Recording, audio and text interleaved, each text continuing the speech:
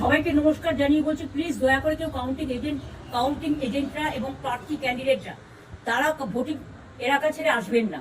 Strong রুমে যেখানে counting হচ্ছে, মানে সেন্টারে, সেখান ছেড়ে কেউ আসবেন না। এটা বিজেপির প্ল্যান।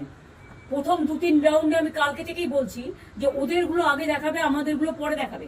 এবং অনেক জায়গায় 2-3 রাউন্ড কাউন্টিং করার পরে প্রায় 100টা জায়গায় কাউন্টিং বন্ধ করে রেখে দিয়েছে। এবং কল্যাণীতে ধরা পড়েছে 7টা মেশিন, যেখানে কোনো মিল নেই। এটা টোটাল ফোর্সফুলি সেন্ট্রাল ফোর্সকে দিয়ে চারিদিকে তৃণমূল কংগ্রেসের উপর অত্যাচার করছে, অফিস ভাঙছে, জোর করে দখল করছে। এসআইআর নামে আপনারা দেখেছেন ভোট লুট করেছে যাতে যে সিটগুলো জিততে পারে। কিন্তু এখনো এমন 70টা সিট আছে, 100টা সিট আছে যেগুলো আমরা এগিয়ে আছি, সেগুলো বলছে না। টোটালটাই মিথ্যে নিউজ খাওয়াচ্ছে। আগে ডিআইসিও এই খবরগুলো দিত, কিন্তু তাকে কালকে চেঞ্জ করে দেওয়া হয়েছে। টোটালটা ইলেকশন কমিশন নিজের ইচ্ছে মতো খেলছে, এবং সাথে কেন্দ্রীয় বাহিনীকে নিয়ে।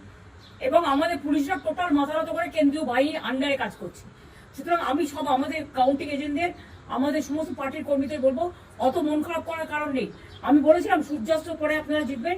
3 রাউন্ড 4 রাউন্ড কাউন্ট হলেও এটা 14 রাউন্ড থেকে 18 রাউন্ড কাউন্ট হয়, তখন আপনারা জিতবেন। Wait and see, watch. আমরা সবাই আপনাদের সাথে আছি, আপনারা কেউ ভয় পাবেন না, নিশ্চিন্তে থাকুন। আবার বাঘের বাচ্চার মতো লড়াই করে যাবো।